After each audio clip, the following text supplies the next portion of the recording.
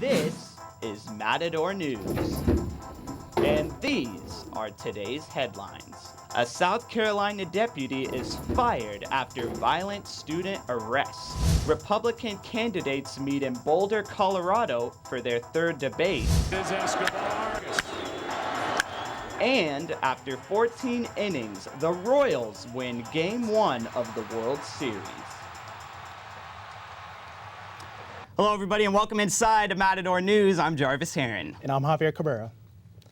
A South Carolina police deputy has been fired after using violence against a high school student. Richland County Sheriff Leon Lott says Officer Ben Fields used improper arrest techniques.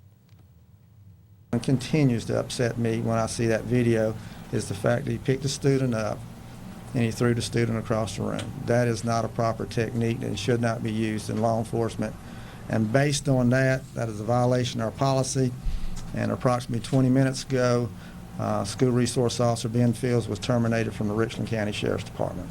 The controversy started when a cell phone video went viral showing Fields slamming a teenager to the ground and dragging her across the classroom. Students say the teacher had complained the student was being disruptive during class and refused to leave even after an administrator was called in. Students say Officer Fields is known at the school for being physical and is nicknamed Officer Slam. Fields did not offer any comments on the situation.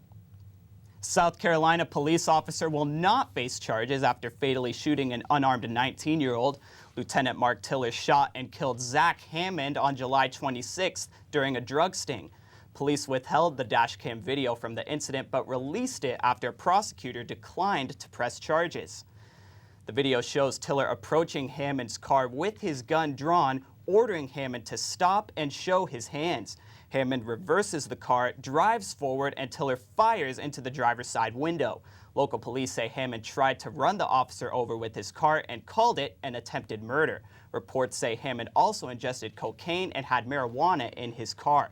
A local prosecutor says that deadly force was justified. Federal officials are still reviewing the case to determine if federal charges are appropriate. Now let's go over to the Sundial studio with Matador News reporter Everardo Tamayo. He's going to tell us about the Day of the Dead celebrations here on campus. I'm here with Chicana Studies professor Lara Medina, who is also one of the organizers of the Dia de los Muertos, Day of the Dead event here on campus. And we're going to talk a little bit about what the event is and the meaning of Dia de los Muertos. Professor, can you elaborate on what the Day of the Dead is? Sure. Day of the Dead, or Dia de los Muertos, is an ancient tradition rooted in indigenous Mesoamerica, where several days, originally 2 months of each year, are dedicated to honor our ancestors and our deceased loved ones. And so that tradition was integrated into the Spanish Catholic calendar of honoring the dead and collapsed into 2 days, which is why now it's considered to be celebrated November 1st and November 2nd on the Catholic calendar, All Saints and All Souls Day. In essence, it's a really privileged time to really remember and honor and commune with our loved ones who have passed on. Okay. Tell me, when did the Chicano Studies Department start organizing the event? Well, oral tradition tells us that the department started in the early 1980s, but I need to back up a bit because the whole tradition was reclaimed in the Chicano communities in the early 1970s during the height of the Chicano movement. It was understood to be a tradition that had been lost pretty much in the United States because of forces of assimilation. But at that time, it was understood that it was a very powerful tradition that could help heal the wounds that Chicano communities were experiencing from things like police brutality or deaths due to the Vietnam War. And so it was brought back mainly to urban areas in California by artists and cultural workers, and the communities responded tremendously well. And so over the years, it has just grown and grown and grown. The department here, again, began celebrating in the early 80s. 2 professors in our department, Professor Herrera and Nieto Gomez, brought the tradition on a very small scale. We've been told an ofrenda was built in the lobby, and people brought offerings. It just continued to grow over the years to what we have today. Now tell us, what can we expect from the event? It's now celebrated in 2 different events. One Thursday night, tomorrow night, Noche de Ofrenda. It's more intimate. There'll be community altars, storytelling, music, and some food that's shared. Friday night is the much bigger event with entertainment, vending of Day of the Dead art by local artists, altars on exhibit, mini altars, face painting. It's a family event. Everyone's invited, and it's a lot of fun. Okay, thanks Professor Lara for joining us today. And now let's go back to the studio with Jarvis. Thanks, Everardo. The House is voting today to increase spending and cut some social programs and raise the federal borrowing limit. Spending will increase by $80 billion over 2 years if approved by the House and Senate. The GOP just nominated Paul Ryan to replace John Boehner as House Speaker. Ryan is the current chairman of the House Ways and Means Committee. He says leadership is exactly what this country needs. This is not a job I've ever wanted, I've ever sought. I'm in the job I've always wanted here in Congress. I came to the conclusion that this is a very dire moment, not just for Congress, not just for the Republican Party, but for our country. And I think our country is in desperate need of leadership. The Senate is expected to vote on the budget next week. The third Republican presidential debate airs on CNBC tonight. The debate, named Your Money, Your Vote, will be live at the Cruz Event Center at the University of Colorado in Boulder. It will focus on economic issues including taxes, retirement spending, and job growth. A new national poll shows candidate Ben Carson has a short lead over Donald Trump. Carson has 26%, followed by Trump at 22%, then Mark Rubio at 8%, and Jeb Bush and Carly Fiorina at 7%. With 11 candidates remaining, there will be 2 debates again. The first one starts at 3 o'clock with the bottom 5 candidates, and the main debate following at 5 o'clock. More than 300 people have died since a huge earthquake struck northeastern Afghanistan on Monday. The U.S. Geological Survey says a magnitude 7.5 earthquake hit the region. The majority of deaths are from Pakistan. But the Afghan president said yesterday there are 115 deaths in the country so far. That includes the 12 Afghan schoolgirls who were stampeded when they tried evacuating their school. Monday's quake was 139 miles below the surface, which lessened the destruction force.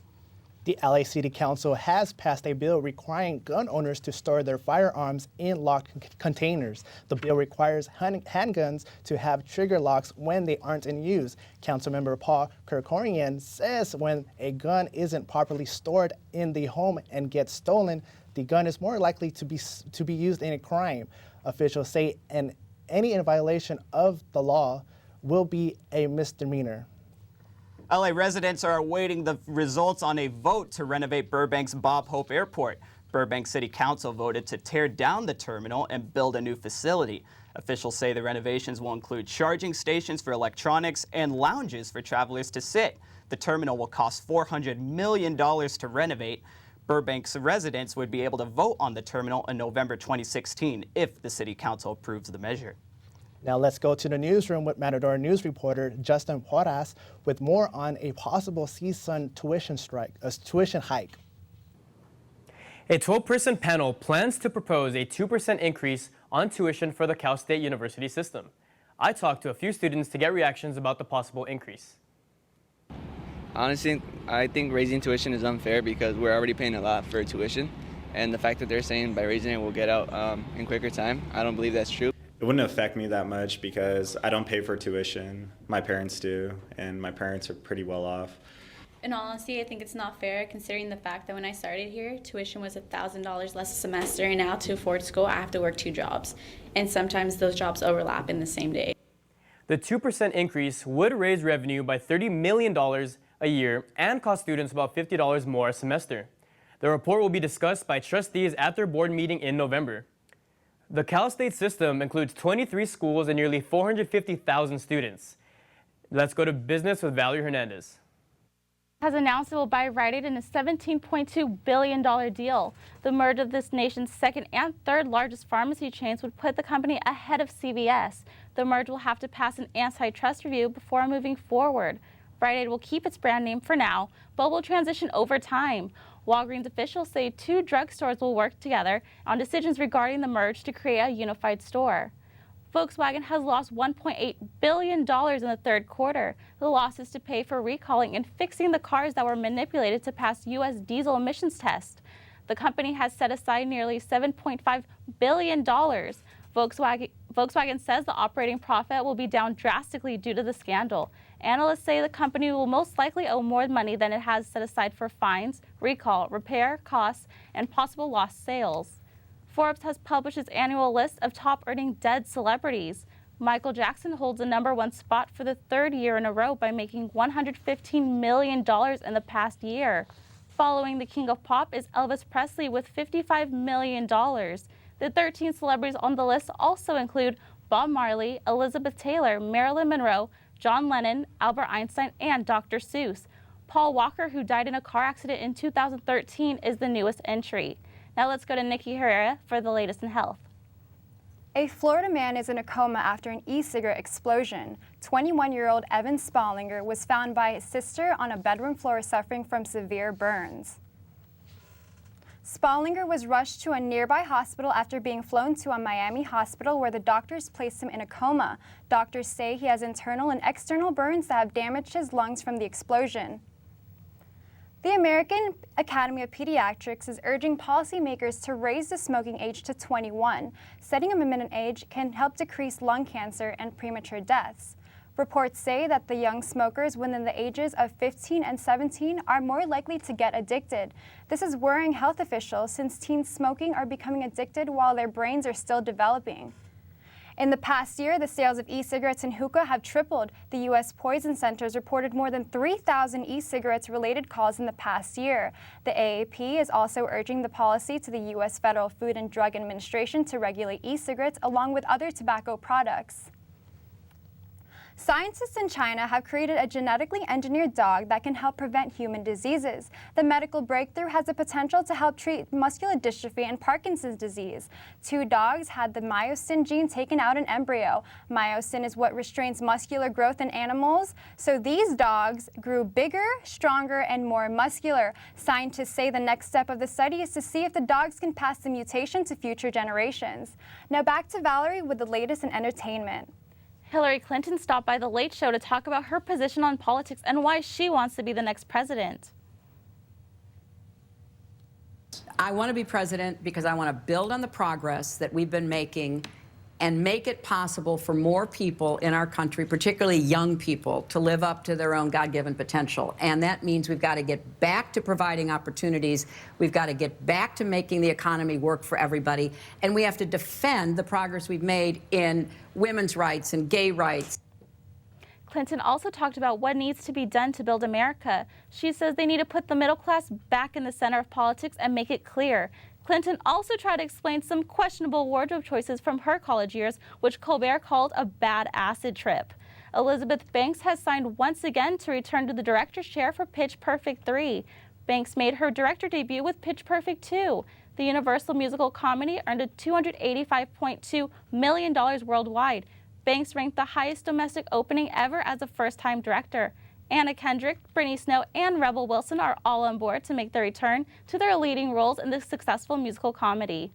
Madonna is putting some peer pressure on Katy Perry. Madonna has just started her Rebel Heart tour at the Forum here in Los Angeles.